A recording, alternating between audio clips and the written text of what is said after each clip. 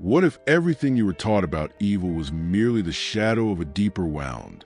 What if what we call cruelty is not the birth of darkness, but the scream of a soul that has bled too long in silence? We hunt monsters and others so we can avoid the ones within. Yet behind every act we label as malice, there might lie a memory so shattered, so unbearable, that it had to reinvent itself as brutality just to keep breathing. But who dares to look beneath the scar when it is far easier to point to the knife? There is something grotesquely comforting about blaming the wicked. It gives shape to our fears. It makes chaos digestible. But consider this. Does the predator emerge from nothing, or is he simply the final echo of 1,000 forgotten humiliations? Perhaps what we see as malevolence is merely trauma wearing a mask, a distorted armor forged not from hatred, but from unbearable tenderness turned inside out. And if this is true, then every tyrant was once a child who was not held. Imagine standing before a mirror that doesn't show your reflection, but your fractures. How long could you stare before looking away? We built entire systems to avoid this gaze. Laws, morality, religion, all constructed to exile the wounded and crown the clean. But what if the clean are merely those whose wounds have learned to wear better clothes? What if the very idea of evil is a sedative, a linguistic anesthesia, to numb us from confronting the horror of what we've allowed to rot beneath the skin? You've heard it said that pain makes us stronger, but what if pain makes us silent, makes us bitter, makes us cunning? The quiet child becomes a calculating adult. The forgotten one becomes the feared one. And the one who once begged for mercy becomes the one who no longer believes in it. Not because they lost their soul, but because they gave it over and over and no one ever gave it back. Do you still believe that malice is a choice, or is it a language we never learned to translate? So I ask you, when you see someone destroy, do you see a villain or a survivor whose story was never heard? When you look at the wreckage of what you call evil, are you willing to pick up the shards, not to judge them, but to bleed with them? Because maybe, just maybe, what we call malevolence is not a virus, but a mirror, and every time we refuse to look into it, we become a little more blind to our own reflection. Stay. Look closer. Something ancient waits behind the mask. They never meant to become what they are. No one is born with venom in the soul. But someone taught them the language of thorns before they ever knew the taste of kindness. Behind the rigid mask of malice, there is often the trembling face of a child who learned too soon that a cry is to bleed publicly, that the hope is to invite destruction. And so they turned inward, not to heal, but to harden. Because in a world that punishes vulnerability, cruelty becomes a form of survival, a twisted hymn of self-preservation echoing from the hollow corridors of abandoned innocence. Do you think the wolf enjoys devouring, or has he simply forgotten how to ask for bread? The trauma does not knock. It seeps, quiet, invisible. It slips between cracks of a moment, a word, a silence too long, a hand raised not in affection but in threat. And what begins as rupture becomes architecture. The psyche, desperate to remain standing, begins to build, but not cathedrals of beauty. No, it builds labyrinths, rooms without doors, mirrors that lie. The pain is not erased. It is embalmed. It does not vanish.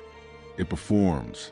And when this pain finds no language, it transforms into gesture, reaction, distance, violence. It is not evil that grows. It is the unbearable weight of meaning never spoken.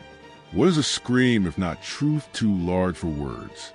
Somewhere, hidden beneath the layers of aggression, cynicism, and calculated coldness, there remains a core that once burned for connection. But that core was smothered, maybe mocked, maybe betrayed. And so desire became suspicion. Trust became threat. They no longer sought to be loved. They learned to dominate, not for pleasure, but for protection.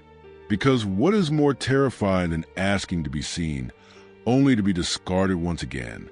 In this theater of wounds, dominance is not power. It is camouflage, and the villain, so feared, is often just the one who refuses to beg anymore, not because they believe in their own strength, but because begging led them nowhere but deeper into the fire. And you, yes, you, who watches and judges, who names a monster, who stands outside the storm untouched, have you truly looked into the depth of your own damage? Or have you simply been better at hiding it?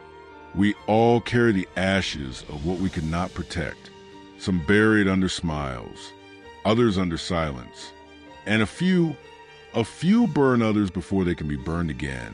There is no pure heart, only hearts in different stages of defense. What if your empathy is not a virtue, but a luxury you can afford only because the world never taught you to raise a shield? Do you still think you are different, or just luckier? The truth is not comfortable. It has claws. It does not caress, it exposes. And once you see it, you can never unsee it. Evil is not a foreign species. It is a broken dialect of the same humanity you claim. To label it as other is to exile what aches within you. But if you truly dared, to listen without fear, you would hear that even the most brutal voice carries the accent of forgotten prayer, a whisper of a life that never got to be. And maybe then you would realize what we call malice is often love that was never returned, never believed, never allowed to breathe, a hunger so ancient fed on itself. And in that moment, perhaps you will not feel pity, not horror, but something far more dangerous, recognition. And perhaps now, as the silence begins to take shape between the words that have ceased, you feel something that was not there at the beginning, a presence not loud but insistent, like the echo of a name you never spoke, yet always belonged to you.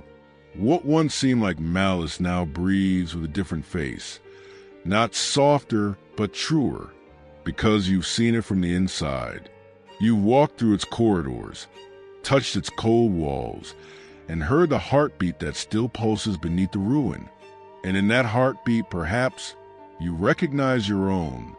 There's a moment, brief, trembling, unrepeatable, when understanding does not shout, but arrives like dusk, slowly, beautifully, in quiet defiance of the day's certainties. It is there, in that breathless pause, that the mask slips, the monster becomes memory, the cruelty, a cry, and the line between victim and villain dissolves into something far more dangerous, resemblance. You are no longer the distant observer. You have entered the fire, and it did not consume you. It revealed you. To judge is easy. To understand is unbearable. Because once you understand, you can no longer look away. You're no longer clean. You carry the dust of what you've seen. The pain you once called theirs now clings to your skin, not as shame, but as truth. And that truth demands something. Not guilt, not pity, but courage. The courage to live with eyes open, to hold tenderness where the world taught you to hold distance, to unlearn the silence, to stop pointing and start witnessing. And if you've come this far, if something inside you has shifted, even if you can't yet name it, then perhaps that is the beginning, not of redemption, but of responsibility. Because now you know evil is not a stranger. It is a forgotten child, a twisted echo, a buried wound. And maybe the only real act of resistance is to no longer look away when it bleeds in front of you. This is not a conclusion. It is an initiation into a deeper seeing, into a darker compassion. So if this journey touched a part of you that was never given voice, don't let it vanish in silence. Let it ripple. Let it call. Share this with those who still believe monsters are born, not made. Leave your thoughts below, not as answers, but as offerings. And subscribe if you're ready to walk further into the shadow, not to be lost in it, but to finally bring a light that does not blind, but reveals.